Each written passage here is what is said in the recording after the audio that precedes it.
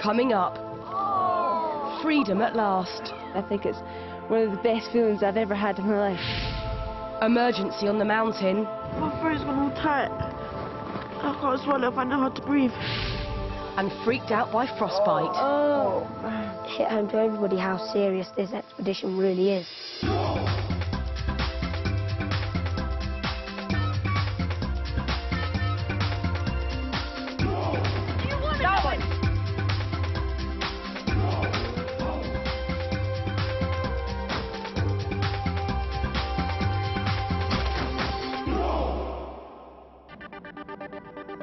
The adventurers have had a week of high drama building a remote bear enclosure. The work was incredibly tough. I just really want to go to bed. Can't be bothered. There were serious splits in the team. If she comes next to me today, I'm going to punch her. But eventually they made it. We done it! Yeah! Completing the huge enclosure in just 1 week. Come on! After a VIP opening ceremony, 2 rare captive bears took their first steps into the enclosure. Oh, it's so good seeing them in. It's awesome, it made it all worthwhile. The Serious Andes enclosure is the last step in returning the spectacle bears to the wild. They can move around, jump around, do whatever they want, explore. They just look happy. And it's amazing. Berto and Leo have spent most of their life in tiny cages at much lower altitude. Their natural home is up here in the Andes, and the enclosure will help them get used to the conditions they'll face when they're released. The adventurers head into the hills to search for the food the bears will eat in the wild. Their main diet is a large prickly plant called a poya. Really sharp spikes, hard to carry. Makes you bleed a lot. I don't know how they eat it, but they do. And Berto and Leo rip the spiky leaves apart in seconds. This enclosure is really good for them because they're starting to learn things that they need to survive in the wild. The final stage is seeing if the bears can find the food for themselves, so the team plant poyas inside the enclosure. Come on, go on, dive straight in there. So cute! Good effort. Look at that. It's really cool watching them rip down the poya like they would in the wild. Returning captive animals to the wild is always a risky business, but after a week in the enclosure, the researchers decide they've done all they can. They take the decision to release the bears. Early next morning, Berto and Leo are given an anaesthetic for their journey to a remote part of the reserve.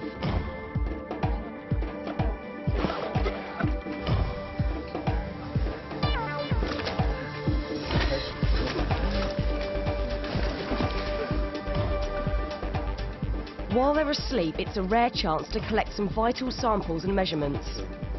Quite upsetting to see them like this because they're obviously not meant to be like this, but it's nice to be this close to what's going to be a wild bear. I'm just going to take the moment of being close and just stroke it.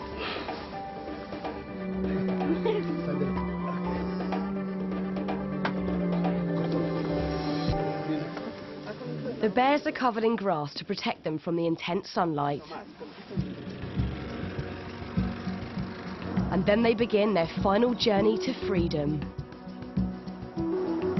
It's been 2 years since Berto and Leo were illegally taken from the wild and sold as pets. Now they're heading for an isolated area where they should at last be safe. But as the going gets steeper, even the special all-terrain vehicle gets into trouble. The researchers decide manpower is the only option to get them up the hill.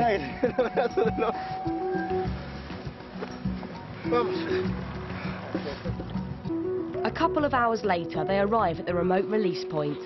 They're okay? Yeah, they're okay.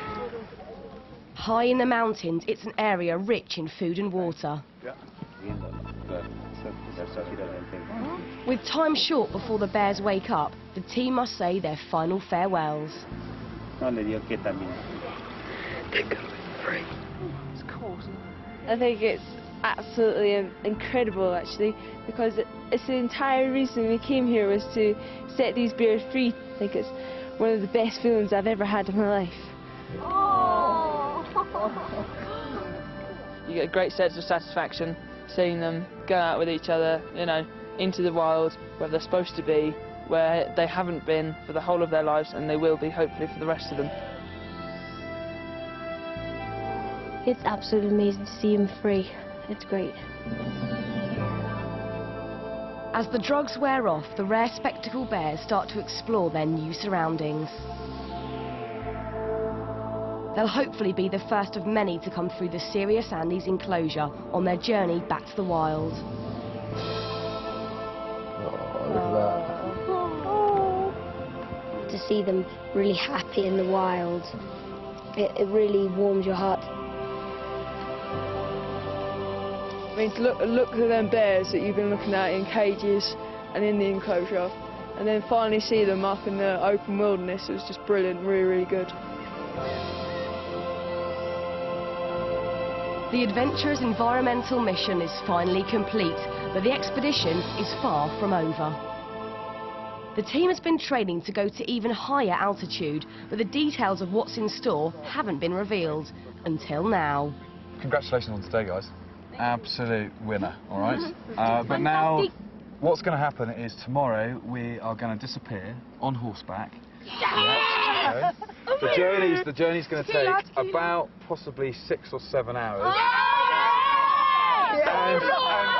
Exactly.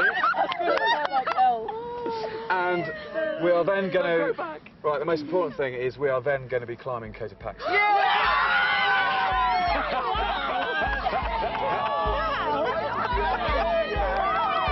I didn't expect that reaction.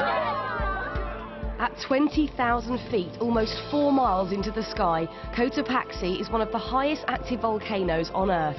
No team this young has ever climbed so high. It'll be the toughest challenge any serious adventurers have faced, requiring a superhuman effort. Not all will make it. It's how tough you are up top. It's not about physicality or anything like that. It's more about whether you've got the mental attitude. And that is what we need you to focus on over the next 6-7 days. Is that cool? Yeah. Happy? Awesome. Happy? Oh yeah! Worried? Scared? The 8 adventurers haven't realised it, but throughout the trip, leaders Ben and Polly have been watching them in minute detail to assess who'll be able to cope with the climb. Every day, we look at people, who are the grafters, who are the shirkers, who are the watchers, to find out who is actually going to go high on that mountain and hopefully summit. Possibly going to make it, Erin, Kylie and also Will, purely through mental attitude, is that when the going gets tough, they always seem to produce the goods. I can't wait.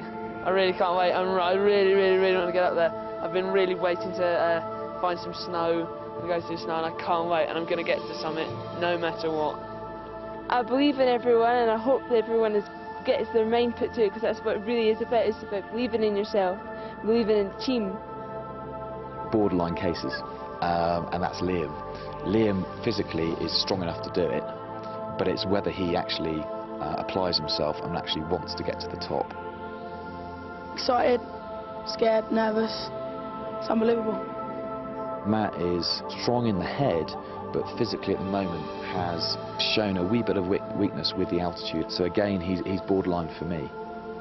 It's going to be hard, really hard, and it's going to be physically challenging, and a few people it's going to affect. But bring it on. We're all ready for it. We're all going to try our best. The smaller, sort of skinnier individuals are going to struggle with the cold, and so certainly at the moment, Josh, Caitlin, and also Sarah, although she's physically big and strong, she certainly suffers from the cold a lot, particularly in her feet. I'll give it my best. I'll try and reach the top, but I'm going to be very cold. Because these clothes do not keep me warm, but I have faith in everyone. I think everyone's going to make it if everyone just sets their mind to it. Before they leave, there's a rare afternoon of free time, and the boys have gone fishing. Hurry up, Josh! Come on, hurry up, quick! Oh, look at it go. Alright, Josh, unhook it and I'll Look reel at it. that! Oh, yes, mate, you! Alright, just let go of it, drop it in the water. Ah, your dinner, smart. That's the biggest fish I've actually caught. The other ones we caught, they've been about that big. Look at that beauty. We're eating trout tonight. After 2 weeks of rice, noodles and porridge, they can't wait. We really do need some olive oil, don't we? Fish, is it any good? Yeah, try some. Really nice. Yeah. The trout was absolutely lovely. You could taste the freshness. You could taste the herbs. That is delicious. See how I marinated that? That is fantastic. Oh, unbelievable. So fresh. So nice. It's capped an unforgettable day. Today was such an experience. When we released the bears, it just blew your mind away.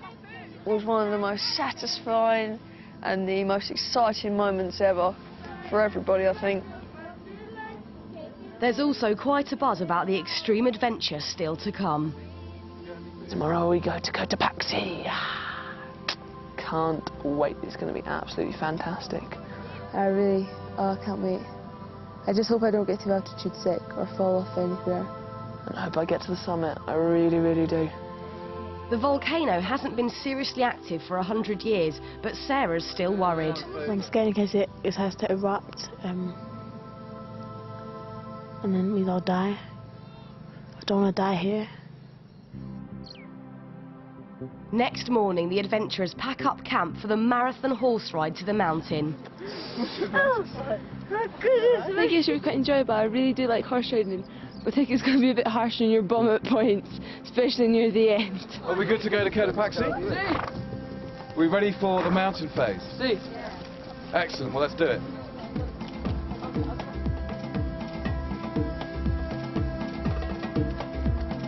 The route is littered with huge rocks thrown out by previous Cotopaxi eruptions. The spectacular ride soon starts to take its toll. My bum is so sore, so are my thighs. My bum and my inner thighs and lower back hurt.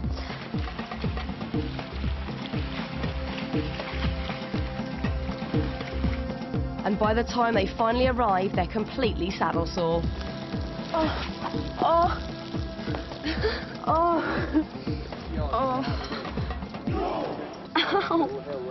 There's so much pain. I feel so relieved to close my legs. And my hips all hurting. Bit painful, but it was enjoyable. The team settle into their base camp at nearly 15,000 feet, their highest altitude so far. As the clouds part, they get their first close-up view of the enormous challenge ahead. It's an absolutely amazing view. It looks very high up. Even though Ben says it looks easy, it doesn't look easy to me, but... I never said easy, Matt. And the closer you get to it, the more steep it looks. Looks good. Can't wait to get up there. Start training. Oh, it looks phenomenal. It looks absolutely amazing. I can't wait to get up there. This is a big mountain. Yeah. And you've got to get your heads around the scale of things, all right, and how difficult it's going to be. Tomorrow morning when we go up and start the first climb, that's when reality will suddenly come through to them. And when they can't breathe and it's very cold and very windy, suddenly they will have a bit of a reality check on what they've embarked upon. As evening draws in, the adventurers are treated to a mind-blowing high-altitude sunset. What a view.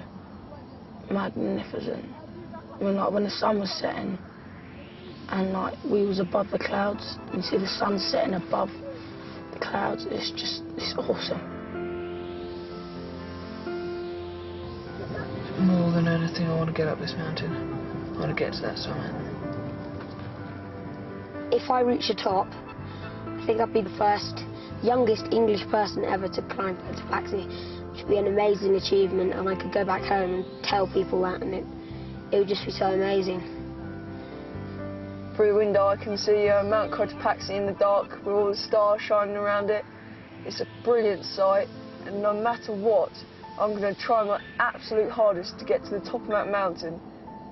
It'll be an extreme challenge. As well as the altitude, freezing temperatures pose a serious threat. Can everyone see that? Yeah? All right. Yeah. Many mountaineers fall victim to frostbite, which affects exposed parts of the body if they get too cold. Yeah. And this is where you end up with all these horrific pictures and horrific stories of blistering of skin, then it goes black, and then if it goes really, really bad, you're going to end up losing fingers, losing toes, gangrenous smell, that kind of thing. Quite frankly, at the moment I am terrified. Ben just showed us all these pictures of frostbite and stuff, and I am so paranoid. The gloves on my hand are not coming off while I'm going up that mountain, I can assure you that much. Oh. Yeah. Hit home to everybody how serious this expedition really is, because it can take off fingers and toes. It's their first night camped on the mountain. The tents are lashed constantly by icy winds. Honestly, I thought my tent was going to fall down. I could hear all this flapping and stuff. And it was very cold. I slept with most of my clothes on and I was still cold. My feet were like ice cubes for the whole night. It's not the preparation they'd like for the trials ahead. The ascent of Cotopaxi is in 3 stages. Today they'll hike via a climbing hut to advanced base camp at 16,000 feet. From there they'll climb onto a glacier and Camp 1 at 17,000 feet. And finally there'll be a huge push for the summit.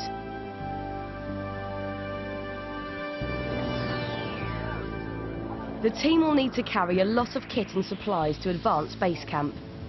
I would say it's not that bad, but then you let go. The hut near the end of today's stage doesn't look that far away, but at this altitude, climbing 1,000 feet up, around 300 meters, is serious stuff.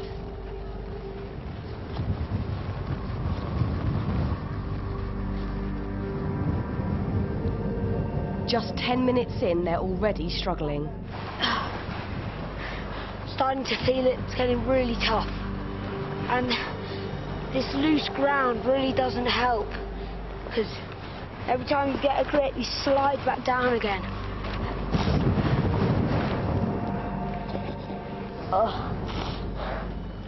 Don't try and carry a rucksack that weighs more than you uphill at 16,000 feet. It's good to see him muscles wet. Really, really hard and tough. I can feel my chest tighten up. I didn't think it would affect me so much. And I feel really breathless. It's windy, it's nasty, horrible terrain, and people are finding it hard. At nearly 3 miles above sea level, there's only half as much oxygen in the air. The only way to cope is by walking at a slow and steady pace, but Liam is pushing himself way too hard. Liam, slower. This is how I'm used to walking up hills though. I know, but don't. I'm telling you, you've got to go slow. Literally, head down. Look at where you're putting your feet, and it's slowly, slowly, slowly. Yeah, and just regulate the breathing.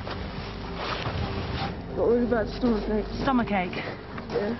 Matt has to stop, suffering from painful cramps. Put a knee bar and turn around. Stefan, one of the expedition doctors, checks he's okay. Okay. Is it fading at all? A little bit, yeah. All right. Liam is still walking far too fast, and he soon pays the price. Can't breathe on ground. He suffers a panic attack. You okay, Liam? You okay? He can't get enough oxygen into his lungs. Bend over, just bend over. In through the nose, out through the mouth. Just deep breaths, okay? It's not a problem. Liam, it really isn't a problem. Okay? Happens to all of us. Okay, all it is you overstrain yourself and then you're trying to get oxygen in and you're panicking, yeah? Trying to get more and more oxygen in and you can't get it. Just take your time. Take a moment. Sarah's been taking it very steadily all the way, so when she also starts to have trouble breathing, it's more of a concern. God, it hurts. My throat's gone all tight. I can't swallow if I know how to breathe. Expedition Doctor Antonia checks her out. Just a couple of steps at a time. You don't need to go any faster than that. Okay. Have you got too much on? No, I don't feel hot. I feel cold. I feel cold. The conditions are getting worse, but Sarah's absolutely determined to carry on.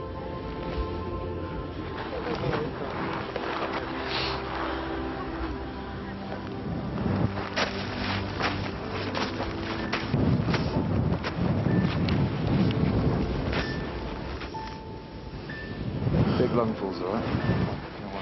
Okay, just really slow, okay?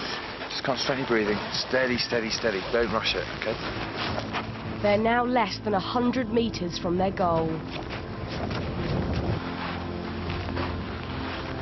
Oh, my tent. It's going to be like a 5-star hotel. But Sarah can force herself on no longer. Her body can't handle the lack of oxygen in the air. Can you see all right? No, but it's that blurry. Is there a bit of blurring up in front of your eyes? She's showing early signs of AMS, acute mountain sickness, which can hit anyone, no matter how fit or strong. Sarah, I'm going to take your rucksack. You're so close. Really close. So it'd be a shame to turn back now. Everything's blurry as well. Everything's blurry and I feel dizzy. Right. The rest of the team battle on to cover the last few metres.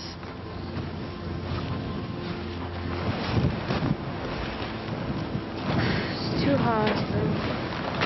Hopefully Sarah will make it. But Sarah's condition is getting worse. It's vital she takes a high-altitude drug to make her feel better. As much saliva as you can, but go for it. Put the sweet in and Go for it. I can't swallow. I think we need to take you down. I don't want to go down. You don't want to go down. If you can try and get this down your throat, it will help enormously. Small sip. Okay. Bite it, whatever. Head back. No, don't spit it out. Swallow it. Swallow it. Sarah, swallow it. Swallow it. Swallow it. I can't swallow.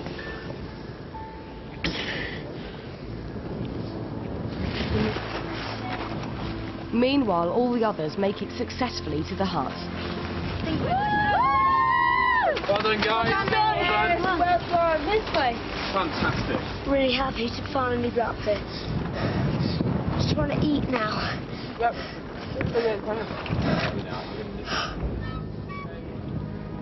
Just a few metres down, the leadership team have a hard decision.